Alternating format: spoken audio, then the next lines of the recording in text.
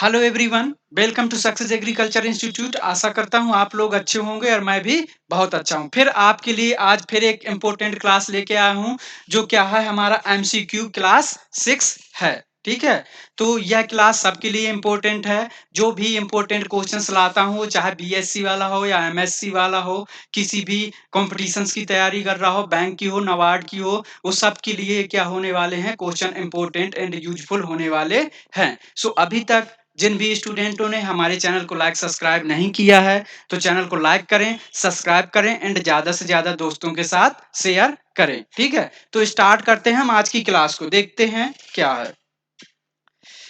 तो पहले है हमारा थॉट। तो थॉट को देख लेते हैं क्या है। हर कठिनाइयों से अब तुझे आगे बढ़ना है। क्या है? हर कठिनाइयों से अब तुझे आगे बढ़ना है। तू रुक नहीं, अभी तो तुझे और पढ़ना है। हर कठिनाइयों से हर कठिनाइयों से अब तुझे आगे बढ़ना है। तू रुक नहीं, अभी तो तुझे और पढ़ना है। स्टार्ट करते हैं इसी थॉट के साथ। देखते हैं हमारा पहला क्वेश्चन कौन सा है। ठीक है, बिल्कुल बेसिक से चलेंगे समझते हुए।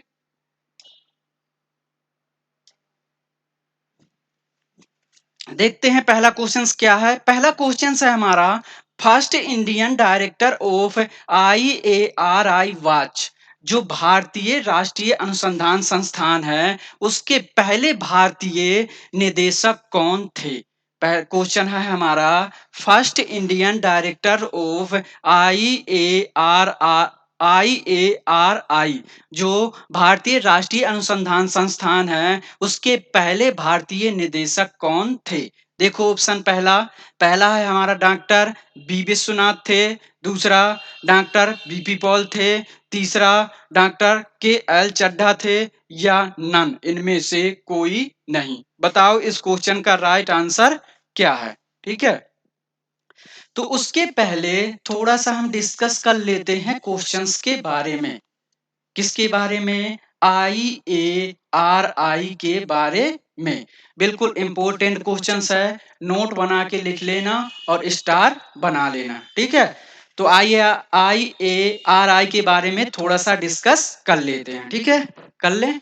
देखो पहला पॉइंट देखो, इसमें पहला जो हमारा IARI था, इसको ARI के नाम से जाना जाता था। किसके नाम से जाना जाता था? ARI के नाम से जाना जाता था। पहले क्या नाम था? Agriculture research institute. इसकी स्थापना कब हुई थी? 1905 में हुई थी। कहां पर हुई थी? पूसा समस्तीपुर बिहार में हुई थी। कहां पर? पूसा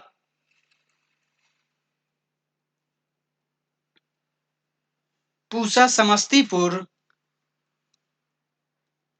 बिहार में हुई थी। पहले इसका नाम क्या था? IARI का पहले नाम क्या था? पहले इसका नाम ARI था, एग्रीकल्चर रिसर्च इंस्टीट्यूट था। यह कब हुई थी इसकी स्थापना? 1905 में हुई थी। कहां पर हुई थी? पूसा समस्तीपुर बिहार में हुई थी। ठीक है, दूसरा पॉइंट, फिर 1919 में इसका नाम चेंज कर दिया गया। और क्या कर दिया गया? IARI कर दिया गया। लेकिन फिर भी क्या नाम था? इंपीरियल एग्रीकल्चर रिसर्च इंस्टीट्यूट था। क्या था? इंपीरियल एग्रीकल्चर रिसर्च इंस्टीट्यूट था। फिर किसी कारणवश, तीसरा पॉइंट लिख लेना, किसी कारणवश 15 जनवरी 15 जनवरी 1934 में बिहार समस्तीपुर बिहार में भूकंप आया, जिसके कारण क्या हो गई? यह बिल्डिंग ध्वस्त हो गई। ठीक है, तो कब आया था भूकंप? 1934 में आया था। कब? 15 जनवरी 1934 में आया, जिसके कारण यह बिल्डिंग नष्ट हो गई, जिससे इसको नई दिल्ली में शिफ्ट कर दिया गया। तो नई दिल्ली में कब शिफ्ट कर दिया गया? चौथा पॉइंट, 29 जुलाई 29 जुलाई 1936 को इसे नई दिल्ली, पूसा नई दिल्ली में ट्रांसफर कर दिया गया। देखो पहले पॉइंट में पहला, ठीक है, सब डिस्कस हो गए। लास्ट में क्या था, 29 जुलाई 1936 को इसे पूसा पूसा नई दिल्ली में ट्रांसमिट कर दिया गया। फिर भी इसका नाम क्या था, फिर भी इसका नाम इंपीरियल एग्रीकल्चर रिसर्च इंस्टीट्यूट था। फिर 1946 में भारत के आजादी के बाद 1946 में इसका नाम चेंज करके क्या कर दिया गया, इंडियन एग्रीकल्चर रिसर्च इंस्टीट्यूट कर दिया गया। ठीक है, क्या कर दिया गया, इंडियन एग्रीकल्चर रिसर्च इंस्टीट्यूट कर दिया गया। ये तो बात हो गई हमारे AIARI की। ठीक है, अब देखते हैं हम अपने क्वेश्चंस।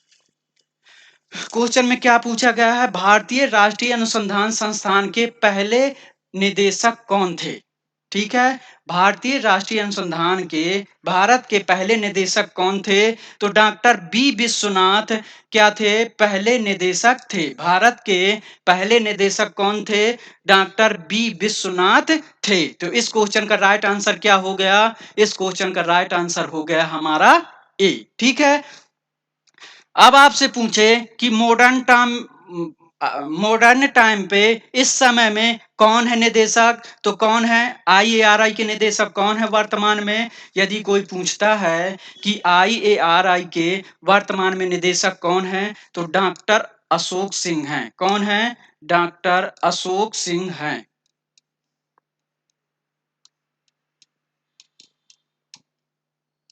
कौन है, डॉक्टर अशोक सिंह है। वर्तमान में IARI के निदेशक कौन है, तो डॉक्टर अशोक सिंह है। देखते हैं अगला ऑप्शन। ठीक है, तो इस क्वेश्चन का राइट आंसर क्या हो गया, इस क्वेश्चन का राइट आंसर हो गया हमारा ए। जैसा कि हम क्लास को पढ़ते हैं कि चारों ऑप्शंस क्या करते हैं, बिल्कुल डिस्कस करते हुए चलते हैं। तो देखते हैं दूसरा ऑप्शन। दूसरा ऑप्शन है हमारा बीपी पॉल। बीपी पॉल में पहला पॉइंट बना के लिख लो, यह क्या थे, व्हीट के ब्रीडर थे। किसके, व्हीट के ब्रीडर थे। क्या थे, व्हीट के ब्रीडर थे। दूसरा पॉइंट बना के लिख लो, यह क्या थे, आईसीआर के प्रथम डीजी थे। क्या थे, आईसीआर के प्रथम डीजी थे। ठीक है, तो इसमें दो पॉइंट ही इंपॉर्टेंट है, बीपी पॉल व्हीट के ब्रीडर थे, और ये क्या थे, आईसीआर के प्रथम डीजी थे। आईसीआर का फुल फॉर्म क्या होता है, Indian council of agriculture research होता है, जिसकी स्थापना कब हुई थी, 16 जुलाई 1929 को हुई थी। 16 जुलाई 1929 को हुई थी। ठीक है, ये हो गई आईसीआर के। और आईसीआर में एक क्वेश्चन अभी आधुनिक टाइम पे कि वर्तमान में आईसीआर के डीजी कौन है, तो वर्तमान में आईसीआर के डीजी हैं हिमांशु पाठक। पहले थे हमारे डॉक्टर त्रिलोचन महापात्रा, जो अब इस टाइम पे नहीं है। वर्तमान में कौन है, हिमांशु पाठक। डॉक्टर हिमांशु पाठक क्या हैं, वर्तमान में आईसीआर के डीजी हैं। ठीक है, ये तो हो गई बात बीपी पॉल की। दूसरा ऑप्शन अब देखते हैं अगला। अगला ऑप्शन क्या है, अगला ऑप्शन है हमारा केएल चड्ढा। केएल चड्ढा में पहला पॉइंट बना के लिख लो कि केएल चड्ढा को मॉडर्न फादर ऑफ हॉर्टिकल्चर कहा जाता है। मॉडर्न फादर ऑफ हॉर्टिकल्चर कहा जाता है।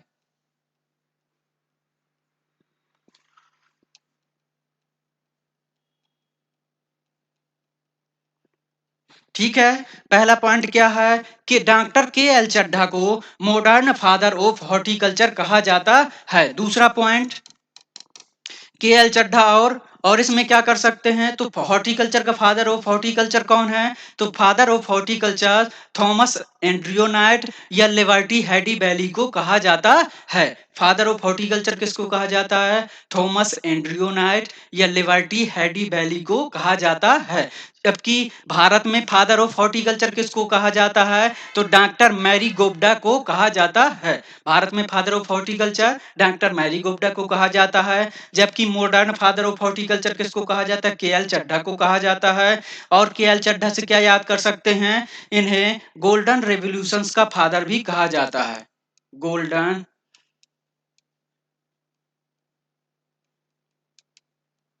गोल्डन रेवोल्यूशंस का फादर भी कहा जाता है। ये हो गई केएल चड्ढा के कुछ इंपॉर्टेंट पॉइंट। तो ठीक है, हमने चारों ऑप्शंस डिस्कस किए। इस क्वेश्चन का राइट आंसर क्या है, इस क्वेश्चन का राइट आंसर है हमारा ए। देखते हैं अगला क्वेश्चन। जो भी क्वेश्चंस हैं बहुत इंपॉर्टेंट हैं और किसी न किसी पेपर में पूछे हुए क्वेश्चंस हैं, ठीक है? तो कोई भी जो हो उन क्वेश्चनों को नोट करते हुए चले। ठीक है, देखते हैं दूसरा क्वेश्चन। दूसरा क्वेश्चन क्या है? Percentage of oxygen in atmosphere by weight. ठीक है, मैंने कोष्टक में लिख दिया। ठीक है, तो परसेंटेज ऑफ ऑक्सीजन, ऑक्सीजन की मात्रा वातावरण में कितनी है? जो वातावरण है या वायुमंडल है उसमें ऑक्सीजन की मात्रा कितनी है बाय वेट। यह मैंने क्यों लिख दिया है? जानबूझ के मैंने क्वेश्चन डाला है इसको। क्यों? क्योंकि इसमें दो आते हैं, एक बाई वेट आता है, एक बाई वॉल्यूम आता है। क्या आता है? एक बाई वेट और एक बाई वॉल्यूम। ठीक है, तो बच्चा क्या करता है? बाई वॉल्यूम तो उसे याद रहता है लेकिन बाई वेट का डाटा उसको याद नहीं रहता है। अब क्वेश्चन देखा तुरंत कर देता है, जो कि उसका क्या हो जाता है? गलत हो जाता है। तो देखो, बाई वॉल्यूम के आधार पर डाटा अलग है और बाई वेट के आधार पर डाटा क्या होता है? अलग होता है। तो हम पहले देखते हैं पहला ऑप्शन। तो इसमें क्या है? 20.949 या दूसरा 23.134 या सी 78.088 या डी 75.52 होता है। तो इस क्वेश्चन का राइट आंसर क्या है? पहला 20.949 है, दूसरा 23.134 है, तीसरा 78.088 है, चौथा 75.52 है। तो बताओ इस क्वेश्चन का राइट आंसर क्या है? देखो, पहले ऑप्शन से डिस्कस करें। पहला ऑप्शन क्या है? पहला ऑप्शन जो है हमारा यह क्या है? बाई वॉल्यूम के आधार पर है। किसके आधार पर? बाई वॉल्यूम के आधार पर यह ऑक्सीजन की मात्रा है। किसकी? O2 की मात्रा है। जो वातावरण में है तो ऑक्सीजन की कितनी मात्रा पाई जाती है? 20.949 या लगभग 21% देखने को मिलती है। कितनी देखने को मिलती है? वातावरण में ऑक्सीजन की मात्रा वायु वॉल्यूम के आधार पर कितनी देखने को मिलती है? 20.949 या लगभग 21% देखने को मिलती है। जबकि 23.134 यह ऑक्सीजन की मात्रा किसके आधार पर होती है? वायु वेट के आधार पर होती है। किसके आधार पर होती है? वायु वेट के आधार पर होती है। तो इस क्वेश्चन का राइट आंसर हो गया हमारा बी। इस क्वेश्चन का राइट आंसर क्या है? इस क्वेश्चन का राइट आंसर है हमारा बी। अब दो ऑप्शंस बचे हुए हैं, उनको भी डिस्कस कर लेते हैं। ठीक है, तो इस क्वेश्चन का राइट आंसर क्या है? इस क्वेश्चन का राइट आंसर है हमारा बी। तीसरा देखते हैं, 78.088%। यह क्या होता है? यह होता है वायुमंडल में नाइट्रोजन की मात्रा। किसकी? नाइट्रोजन की मात्रा किसके आधार पर? वायु वॉल्यूम के आधार पर। वायु वॉल्यूम के आधार पर। ठीक है, दूसरा लास्ट पॉइंट 75.52 यह भी क्या होती है? नाइट्रोजन की मात्रा होती है। कहां पर? वातावरण पर। किसके आधार पर? वायु वेट के आधार पर होती है। किसकी? वायु वेट के आधार पर होती है। तो इस क्वेश्चन का राइट आंसर है हमारा बी। देखते हैं अगला क्वेश्चन। जहां ना समझ में आए कमेंट करके जरूर बताया करो कि सर आपकी क्लास कैसी लगती है। इस तरह के वीडियो और लाइए। ठीक है, तो देखते हैं अगला क्वेश्चन। अगला क्वेश्चन हमारा क्या है? अभी तक जिस भी स्टूडेंट ने हमारे चैनल को लाइक सब्सक्राइब नहीं किया है तो चैनल को लाइक करें, सब्सक्राइब करें एंड दोस्तों के साथ अपने शेयर करें। ठीक है, देखते हैं अगला क्वेश्चन। अगला क्वेश्चन क्या है हमारा? अगला क्वेश्चन है हमारा, maximum temperature in a day. Maximum temperature in a day is recorded when.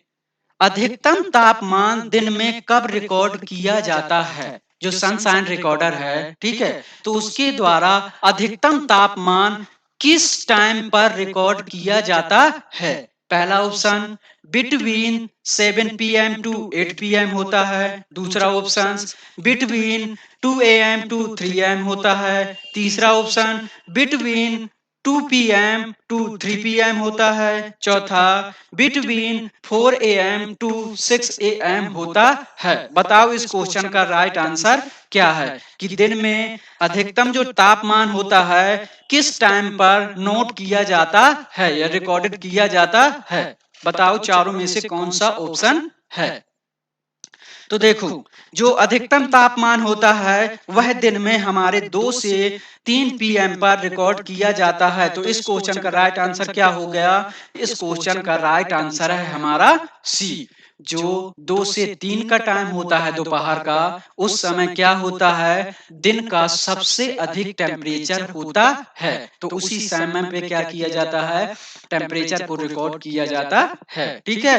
अब बात करते हैं, एक क्वेश्चन और बनता है यहाँ से कि फिर लो टेम्परेचर कब रहता है दिन में। लो टेम्परेचर कब रहता है या मिनिमम टेम्परेचर कब रहता है। जो दिन का मिनिमम टेम्परेचर होता है वह सुबह का कब होता है, मॉर्निंग 4 एएम टू 6 एएम होता है। तो इसमें क्या हो जाएगा, मिनिमम टेम्परेचर।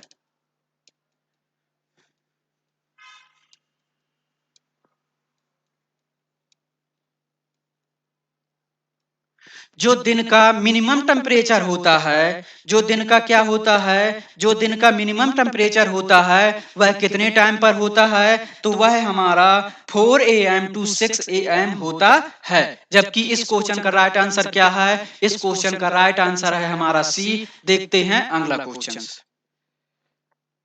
अगला क्वेश्चन क्या है, देखो अगला क्वेश्चन है हमारा, अगला क्वेश्चन है हमारा, बरादरी is man features of which garden. जो गार्डन है, तो बरादरी जो है किस गार्डन का मैन फीचर्स है।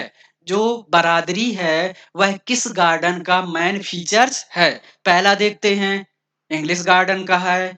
दूसरा, मुगल गार्डन का है। तीसरा, हिंदू गार्डन का है। या चौथा, जापानीज गार्डन का है। जो बरादरी है वह किस गार्डन का मैन फीचर्स है। चारों में से कौन सा इसका सही आंसर है, बताओ। देखो, पहले ऑप्शन से डिस्कस करते हैं। इसमें बिल्कुल पॉइंट बनाते हुए चलना। पहले तो हम डिस्कस कर लेते हैं बरादरी क्या होता है। ठीक है। बरादरी क्या होता है कि जिसमें 12 दरवाजे देखने को मिलते हैं उसे हम क्या कहते हैं, बरादरी कहते हैं। क्या होता बरादरी, जिसमें 12 दरवाजे देखने को मिलते हैं उसे क्या कहते हैं, बरादरी कहते हैं। ठीक है। अब बात करते हैं ऑप्शनों की। बरादरी तो समझ में आ गया। ना आया हो तो गूगल में जाना, इमेज में सर्च कर लेना कि बरादरी कैसी दिखती है, तो वहां पर आ जाएगा। तो बरादरी क्या है, जिसमें 12 दरवाजे देखने को मिलते हैं उसे बरादरी कहते हैं। अब पॉइंट पॉइंट टू डिस्कस करेंगे प्रत्येक ऑप्शन। ठीक है। पहला ऑप्शन क्या है, इंग्लिश गार्डन। तो इंग्लिश गार्डन में पहला पॉइंट बना लो कि इंग्लिश गार्डन के कौन मैन मैन फीचर्स होते हैं। तो इंग्लिश गार्डन में पहला मैन फीचर्स होता है लॉन का होना। मतलब गार्डन में क्या होना, हरियाली का होना। ये किसका, इंग्लिश गार्डन का मैन फीचर्स होता है। दूसरा, पहला पॉइंट क्या हो गया, लान का होना। दूसरा पॉइंट क्या हो गया, रोकरी का होना, मतलब पत्थरों की सजावट होना। पहला क्या है, हरियाली का होना।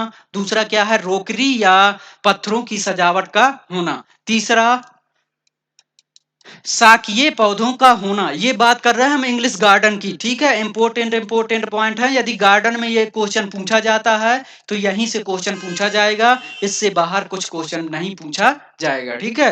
तो तीसरा पॉइंट क्या हो गया, शाकीय पौधों का होना। चौथा पॉइंट है एनुअल एनुअल फ्लावर बड का होना। जो एनुअल फ्लावर बड का होना, ये हो गए हमारे 4 इंग्लिश गार्डन के फीचर्स। तो बरादरी गार्डन तो कहीं देखने को नहीं मिला, तो इस क्वेश्चन का राइट आंसर पहला नहीं होगा।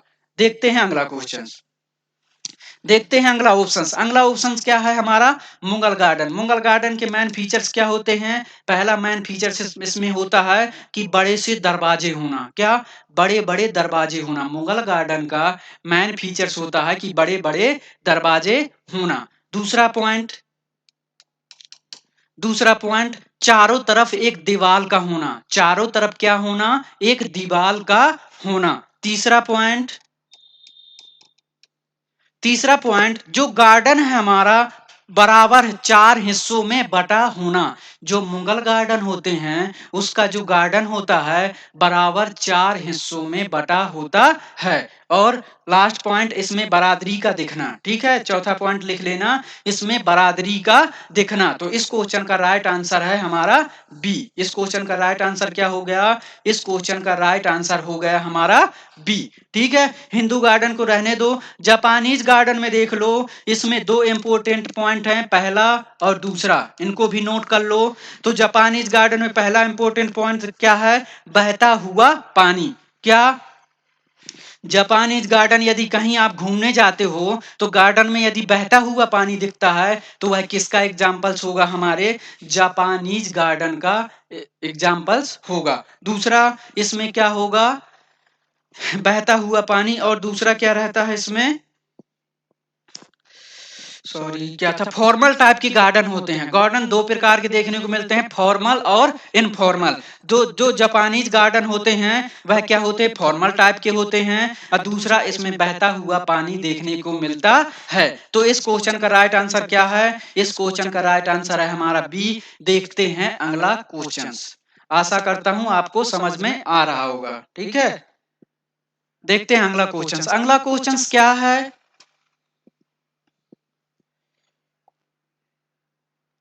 बिल्कुल, देखो बेसिक से हम क्लास को पढ़ते हैं, ठीक है? जहाँ भी समझ में ना आया करे कमेंट में ज़रूर बताया करो, ठीक है? तो देखते हैं पहला क्वेश्चंस। पहला क्वेश्चंस क्या है? Highest source of irrigation in India. हमारा क्वेश्चंस क्या है? Highest source of irrigation in India. भारत में सिंचाई का उच्चतम सोर्स कौन सा है? भारत में सिंचाई का श्रेष्ठ या उच्चतम सोर्स कौन सा है? पहला टैंक्स है, दूसरा ट्यूबवेल है, तीसरा कैनाल्स है या नन, इनमें से कोई नहीं। ठीक है, तो कौन सा है? टैंक्स है या ट्यूबवेल है या कैनाल्स? कैनाल्स को हिंदी में क्या बोलते हैं? नहर। नहर, नहर बोलते हैं। क्या? नहर। ठीक है, तो इस क्वेश्चन का राइट आंसर क्या है? बताओ, ए है, बी है या सी है या इनमें से कोई नहीं? तो डिस्कस करें। देखो, इस क्वेश्चन का राइट आंसर है हमारा बी।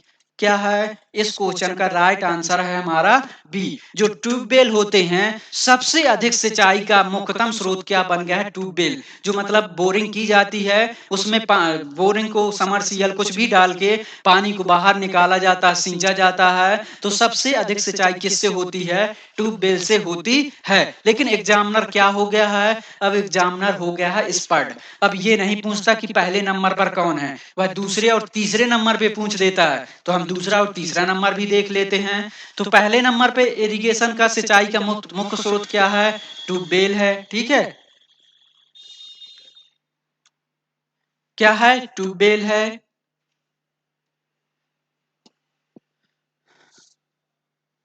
पहले नंबर पे क्या है? ट्यूबवेल है। दूसरे नंबर पे क्या है? कैनाल्स, नहर है। दूसरे नंबर पे क्या है? कैनाल्स है। तीसरे नंबर पे क्या है? छोटे छोटे वर्ड्स में लिख दूं क्या? पहले नंबर पे है हमारा ट्यूबवेल, दूसरे नंबर पे क्या है? कैनाल है। तीसरे नंबर पे क्या है? ओपन वेल आते हैं। ओपन वेल और ट्यूबवेल। देखो, ओपन वेल में क्या, ट्यूबवेल में क्या होता है? जो जमीन के अंदर बोरिंग की जाती है उससे पानी निकाला जाता है। ओपन वेल में क्या आ जाते हैं? आपके कुएं आ जाते हैं। ठीक है, तो ओपन वेल, ओपन वेल और ओपन वेल के बाद लास्ट आता है हमारा टैंक्स। जो हम गड्ढे हार्वेस्टिंग, वाटर हार्वेस्टिंग बनाते हैं, पोंड्स बनाते हैं, तो वह किसके अंतर्गत आते हैं? टैंक्स के अंतर्गत आते हैं। तो अब आपसे पूछे कि भारत में सिंचाई का मुख्य सोर्स क्या है? तो पहले नंबर पे क्या है? ट्यूबवेल्स है। दूसरे नंबर पे क्या है? कैनाल्स है। तीसरे नंबर पे क्या है? ओपन वेल्स हैं। और चौथे नंबर पे आता है हमारा टैंक्स। पहले नंबर पे क्या है? ट्यूबवेल है। दूसरे नंबर पे कैनाल्स है। तीसरे नंबर पे ओपन वेल्स है। चौथे नंबर पर है टैंक्स। तो इस क्वेश्चन का राइट आंसर क्या है? इस क्वेश्चन का राइट आंसर है हमारा बी। देखते हैं अगला क्वेश्चन।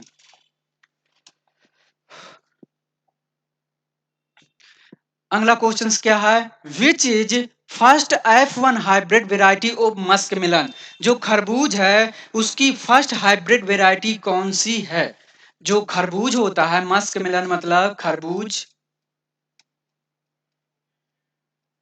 मस्क मिलन मतलब खरबूज। तो खरबूज का फर्स्ट हाइब्रिड वैरायटी कौन सी है? पहला अर्का जीत है, दूसरा काशी मधु है, तीसरा पंजाब हाइब्रिड फर्स्ट है, या चौथा हीरा हरा मधु है। पहला क्या है? अर्का जीत है, दूसरा काशी मधु है, तीसरा पंजाब हाइब्रिड है, या चौथा हरा मधु है। तो बताओ चारों ऑप्शन में से इस क्वेश्चन का राइट आंसर कौन सा है? तो देखो एक एक को डिस्कस करते हैं। अर्का जीत क्या है? देखो ये चारों जो वैरायटी दी हुई हैं, ये जो चारों वैरायटियां हैं, ये क्या है? हमारी खरबूज की ही वैरायटी है। किसकी? खरबूज की ही वैरायटी है।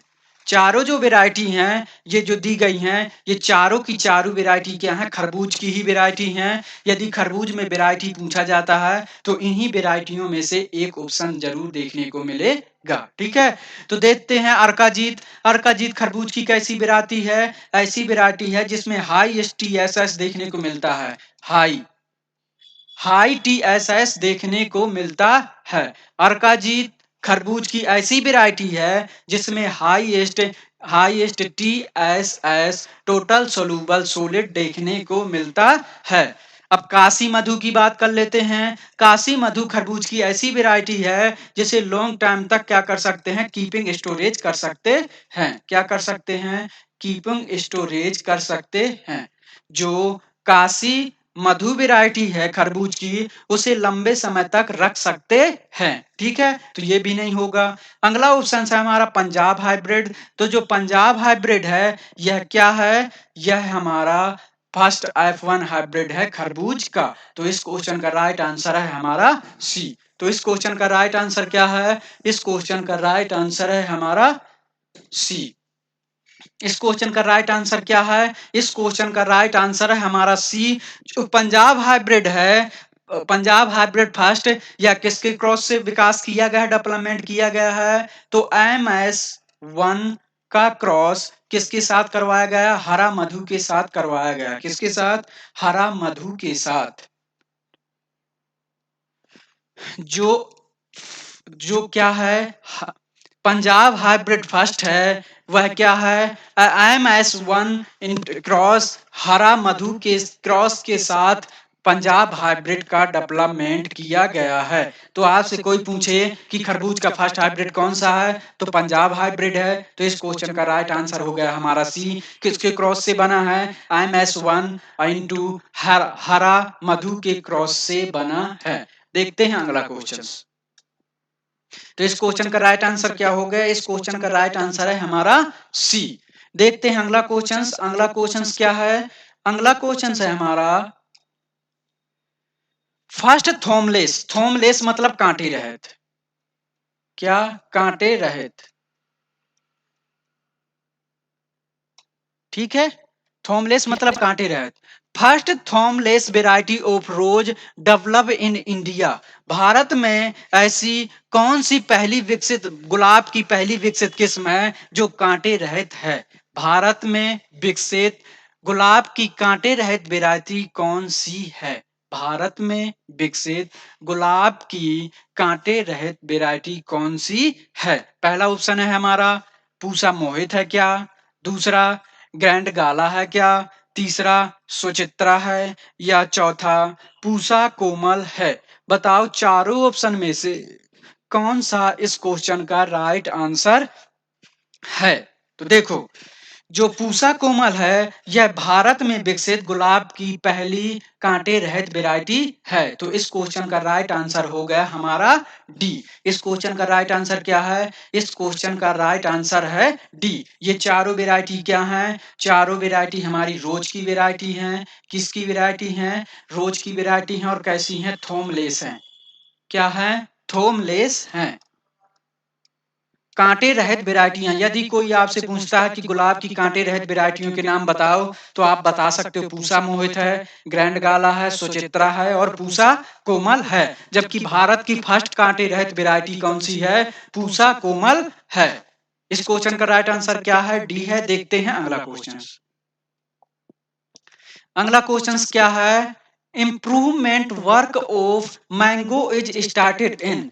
आम में सुधार का कार्य कब शुरू किया गया था? मैंगो में आम में सुधार का कार्य, इम्प्रूवमेंट वर्क, आम में सुधार का कार्य कब शुरू किया गया था? पहला ऑप्शन 1949 में किया गया था, दूसरा 1972 में किया गया था, सी 1911 में किया गया था, या 1958 में किया गया था।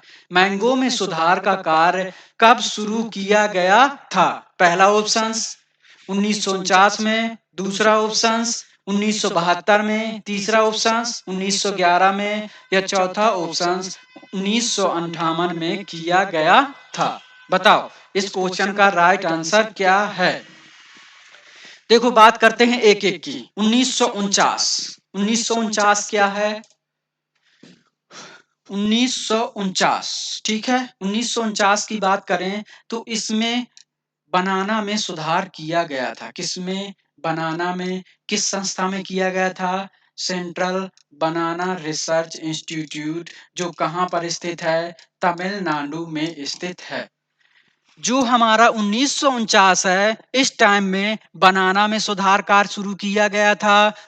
कहां पर किया गया था? सेंट्रल बनाना रिसर्च इंस्टीट्यूट, जैसे CBRI के नाम से जाना जाता है। यह कहां पर स्थित है? तमिलनाडु में स्थित है। तो इस क्वेश्चन का राइट आंसर तो ये नहीं होगा, ठीक है।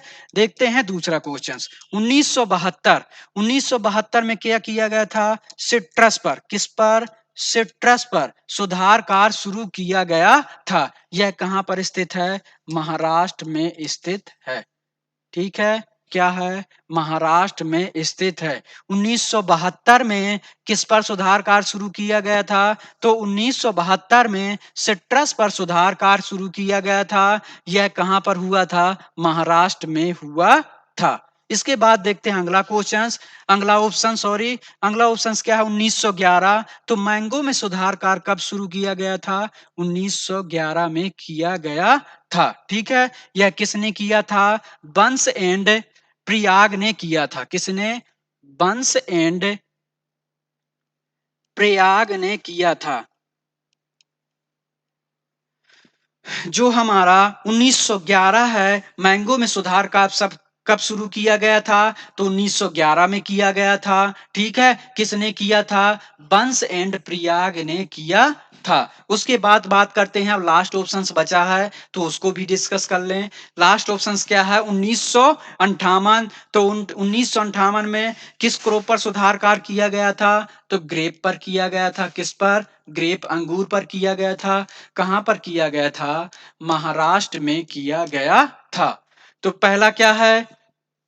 1949 बनाना में सुधार कार्य किया गया था। कहां पर? CBRI, सेंट्रल बनाना रिसर्च इंस्टीट्यूट, तमिलनाडु में स्थित है, उस पर किया गया था। 1972 सिट्रस में सुधार कार्य किया गया था। कहां पर स्थित है? महाराष्ट्र में। 1911 मैंगो में सुधार कार्य किया गया था। किसने किया था? बंस एंड प्रयाग ने किया था। 1958 में किसमें सुधार कार्य किया गया था? ग्रेप में किया गया था, जो कहां पर स्थित है? महाराष्ट्र में स्थित है। तो इस क्वेश्चन का राइट आंसर क्या हो गया? इस क्वेश्चन का राइट आंसर है हमारा, क्या है? इस क्वेश्चन का राइट आंसर है हमारा 1911, ठीक है। क्या है? 1911। तो उस क्वेश्चन का राइट आंसर क्या है? उस क्वेश्चन का राइट आंसर है हमारा 1911। तो सी हो गया इस क्वेश्चन का राइट आंसर। देखते हैं अगला क्वेश्चन।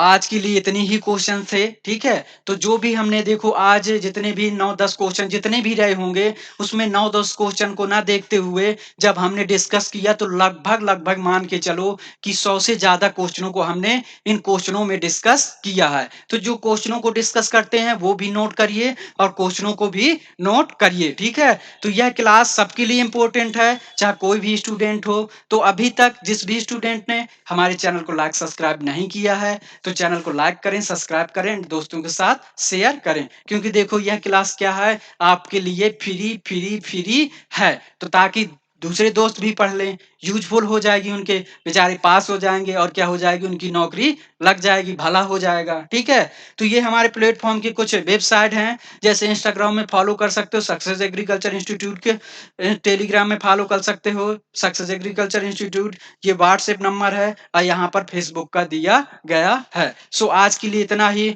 मिलते हैं एक और अच्छी क्लास के साथ, नई क्लास के साथ, तब के लिए थैंक यू, बाय-बाय।